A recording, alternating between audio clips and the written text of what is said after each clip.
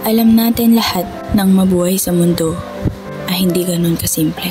May mga possibilities talaga ng kapalaran natin ay hindi sa gusto nating mangyari. May mga pagkakataon na hindi sumasang-ayon sa atin ng kapalaran.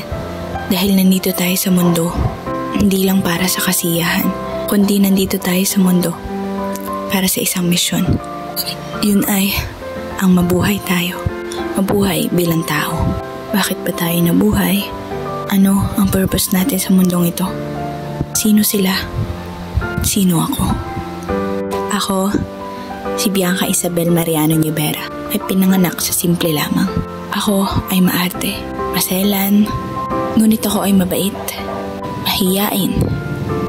Consistent with honors din ako. Sipag ako mag-aral. Nung elementary nga lang. I love music. I love singing. Magaling ako pumasa ng nota. Ako ay isang mga awit sa loob ng Iglesia ni Cristo. Doon ako nagiging payapa at panatag dahil nararamdaman ko presensya ng Diyos. Marami pa akong gustong matuklasan sa buhay na ito. Ngunit ano nga bang layunin ko? Tuloy na mabuhay bilang tao. Patuloy na maglingkod sa Diyos. If you believe, you achieve.